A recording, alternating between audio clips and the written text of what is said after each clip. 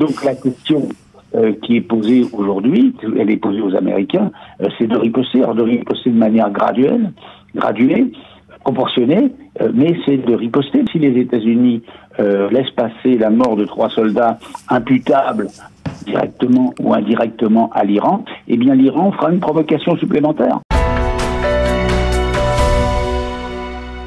Nous aurons le plaisir d'être en ligne au téléphone avec Michel Taubman. Michel, bonjour, Boker Tov. Bonjour. Merci d'être avec nous ce matin.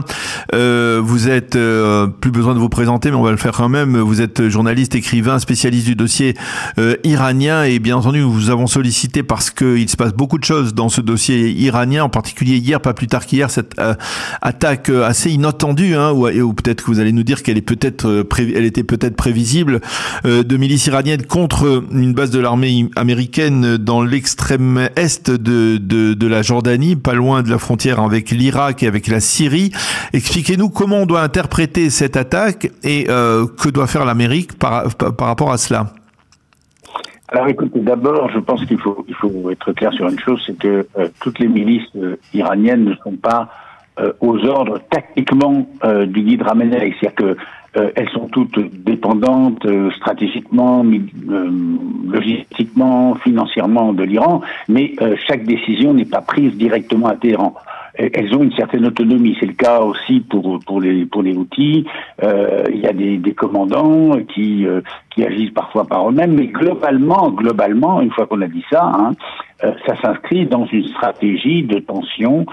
L'Iran, partout, pousse les feux au maximum. C'est-à-dire qu'il pousse à chaque fois avec une certaine prudence, mais une prudence de moins en moins prudente d'ailleurs, les feux partout.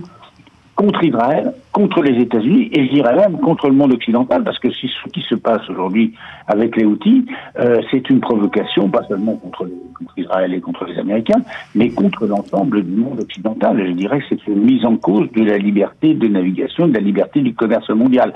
Donc, sur tous les terrains, il y a eu Gaza, il y a le Hezbollah à la frontière nord d'Israël, il y a la mer Rouge, il y a tout ça, et on a l'impression qu'ils veulent pousser sans vouloir l'affrontement, mais face à cette mort de 3 soldats américains, les Américains sont obligés de réagir.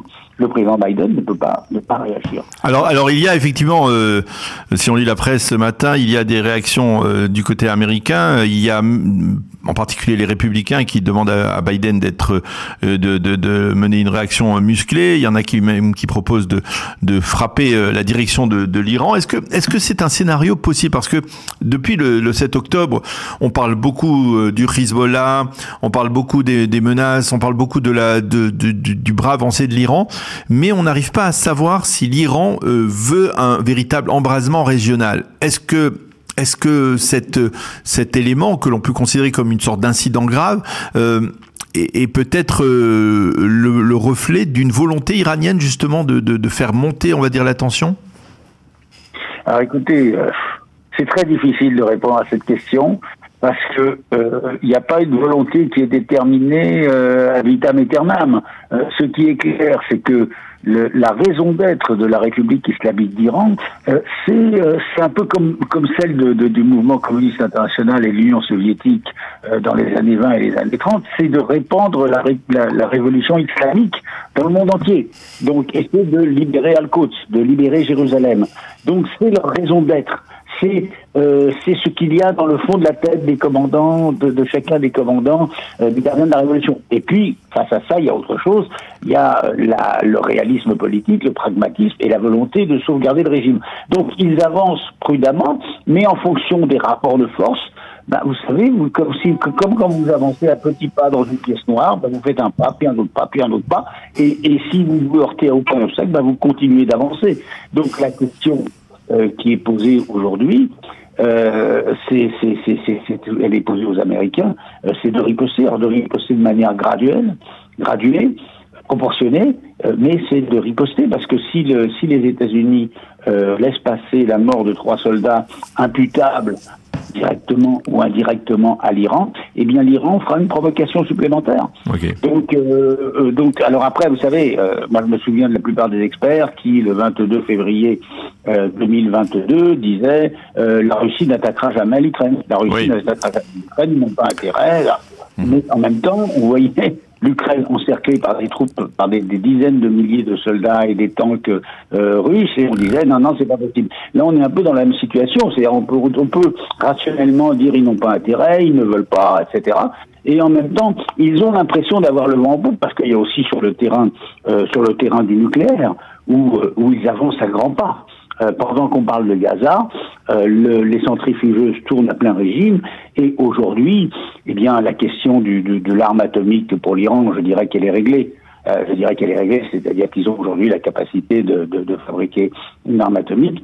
Ils ont envoyé dans l'espace une fusée porteuse de 3 satellites qui pourront envoyer des missiles balistiques, c'est-à-dire des missiles dotés d'ogives nucléaires à plusieurs milliers de kilomètres de l'Iran, c'est-à-dire pas seulement en Arabie Saoudite ou en Israël, mais aussi sur des capitales européennes.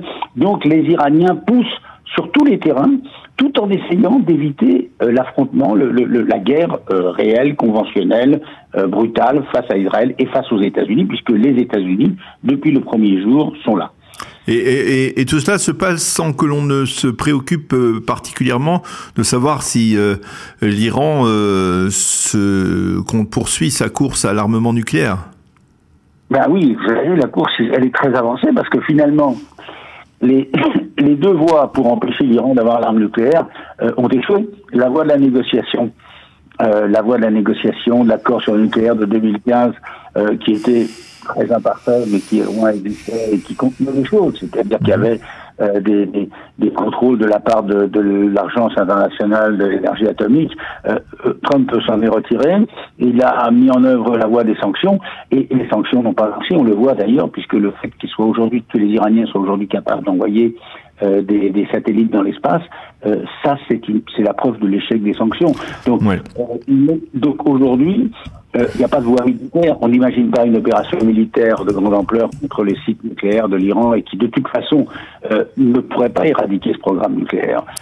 Et puis la voie de la négociation, elle est aujourd'hui impraticable, elle est inimaginable dans l'état actuel des choses, d'autant plus que l'Iran, qui historiquement, traditionnellement, depuis toujours, y compris sous les mollahs, se tournait toujours vers l'Ouest, c'est-à-dire cherchait à se réconcilier, à s'affronter ou à se réconcilier avec l'Occident. Aujourd'hui, l'Iran s'est tourné vers l'Est, c'est-à-dire que l'Iran est aujourd'hui dans ce nouvel axe du mal, avec Moscou, avec Pékin, et ce que je dirais, c'est que aujourd'hui, nous ne pouvons plus rien faire pour empêcher l'Iran d'avoir l'arme atomique, mais la Chine et la Russie, c'est aujourd'hui le problème de la Chine et de la Russie, parce que vous savez, le club nucléaire, c'est un club restreint. Les Russes et les Chinois ont intérêt à faire monter l'Iran face à l'Occident, mais est-ce qu'ils ont intérêt à avoir à leur porte une grande puissance nucléaire islamique? Je dis non. Donc quelque part, le problème, ce sera à eux de le régler aujourd'hui. Okay. Mais du point de vue d'Israël et du point de vue des États-Unis, il n'y a pas aujourd'hui de possibilité, et du point de vue de l'Occident, d'empêcher l'Iran d'accéder à l'arme atomique. Alors, je voudrais que l'on revienne avec vous. Ça ne veut pas dire de s'en servir. Ça veut pas dire s'en servir. Oui, ça ne veut pas dire de s'en servir, effectivement. D'être au seuil, c'est-à-dire d'avoir la capacité en quelques semaines de fabriquer une arme atomique et de la mettre sur orbite. Alors après, il y a des problèmes techniques qui sont compliqués, parce que mais ils n'en sont pas loin, quoi. Ils n'ont jamais été aussi près. Alors, je voudrais qu'on revienne également sur un autre sujet, que vous nous éclairiez un peu sur ce sujet, parce qu'on revient beaucoup plus près de nous. Dans le sud du pays, il y a bien entendu la guerre à l'intérieur de la bande de Gaza, mais il y a l'attitude de l'Égypte. Et je voudrais que vous nous aidiez à mieux décrypter cette attitude de Abdel Fattah al-Sisi, qui est visiblement extrêmement critique, on va dire même presque très hostile à Israël aujourd'hui. Comment expliquer cette attitude alors que lorsque Israël a voulu, on va dire, lorsque l'Égypte a voulu éradiquer Daesh qui était installé dans le Sinaï, il a eu besoin d'Israël. Israël a apporté sa contribution en élargissant, en permettant à l'Égypte de faire rentrer des forces beaucoup plus massivement que de le permettre les accords de paix entre les deux pays. Lorsque, à plusieurs reprises, l'Égypte a eu besoin d'Israël et Israël s'est volé au secours de l'Égypte. Et là, lorsque Israël se trouve agressé par un mouvement qui est, on le sait, hostile au régime d'Assisi, dont Assisi veut voir la destruction, les frères musulmans, eh bien, là, finalement, on voit que Assisi est extrêmement hostile à Israël. Il ne permet pas qu'Israël puisse, par exemple, s'infiltrer dans le couloir de ce que l'on appelle l'axe Philadelphie, qui est entre la frontière égyptienne et la bande de Gaza. Comment vous expliquez cela? Est-ce que c'est uniquement le fait que Assisi ne veut absolument pas avoir à affaire au moindre réfugié palestinien, gazaoui, à l'intérieur de son territoire? Alors écoutez, il y a plusieurs raisons. Il y a effectivement d'abord l'hostilité de l'opinion égyptienne et des opinions arabes en général à Israël, et qui a été ravivée par cette guerre de Gaza, la solidarité, l'émotion par rapport aux images des civils palestiniens qu'on voit à Gaza. Ça, c'est une raison rationnelle. La deuxième raison rationnelle, c'est la souveraineté nationale, c'est-à-dire de dire Israël n'a pas empiété sur le territoire, ou à prendre la moindre décision qui empiète sur le territoire souverain de l'Égypte. Ça, ce sont des décisions rationnelles. Et puis derrière ça, il y a autre chose quand même que je mettrai en rapport avec un autre événement, le Soudan, qui a normalisé ses relations avec Israël il y a 4 ans, en même temps que les accords d'Abraham. Eh bien, le Soudan a acheté des drones à l'Iran. Oui, c'était d'information d'hier. Voilà. Et donc, ça veut dire quoi? Ça veut dire que la normalisation avec les pays arabes, qu'elle soit récente ou qu'elle soit ancienne. Ah, on a perdu. C'est loin. Allô, vous m'entendez? Oui, on vous a perdu pendant quelques secondes. Hein. La normalisation avec les pays arabes, qu'elle soit ancienne, comme l'Égypte et les Jordanie, qu'elle soit récente, comme le Soudan ou les Émirats arabes unis, c'est quand même une paix froide, quoi qu'on en dise, et ça dépend du rapport de force. Ce qui est clair, c'est que les pays arabes ont renoncé à détruire Israël par la guerre. Ils ne feront plus la guerre à Israël. Mais est-ce que ça veut dire qu'ils souhaitent qu'Israël soit fort? Non, je pense que les pays arabes, finalement, ont besoin d'un Israël affaibli, ont besoin que la question palestinienne reste comme une épine dans le pied d'Israël, parce que dans le cas contraire, Israël deviendrait une très très grande puissance. Si l'image d'Israël dans le monde arabe et dans le monde occidental était bien, eh bien sur le plan commercial, sur le plan technologique et sur le plan même de la nature même du pays, d'un État démocratique, ils auraient du mal, à suivre. Donc vous voyez, je pense que ça met quand même en évidence les limites des accords de paix ou des traités de normalisation qui ont été passés avec les pays arabes. Et tout ça dépend du rapport de force. Un Israël affaibli ne devra pas attendre de cadeaux de la part des pays arabes. Et la contradiction, c'est que évidemment, Israël, pour avoir la paix avec les pays arabes, doit restaurer sa force de dissuasion, c'est-à-dire doit faire preuve de fermeté et de force, mais qu'en même temps, Israël, en restaurant sa force de dissuasion, tue automatiquement des civils, détruit les infrastructures logistiques et civiles de Gaza et dégrade son image dans l'opinion des pays arabes. Donc on est devant une contradiction très, très, très difficile à manier. Dernière question, on revient vers le front nord, et qui est un front qui préoccupe aussi les Iraniens en particulier. Vous avez le sentiment, Michel, que une confrontation militaire d'envergure est inévitable entre Israël et le Hezbollah, ou on peut y échapper encore? Écoutez, moi je suis épouvanté par la guerre, je suis épouvanté par les morts, je suis épouvanté par tout ça, mais je dois malheureusement constater, je souhaite des solutions diplomatiques à chaque fois que c'est possible, mais je dois constater qu'aucun pays souverain ne peut accepter que 70 000 de ses citoyens ne puissent pas, au bout de 4 mois, rentrer chez eux et habiter chez eux.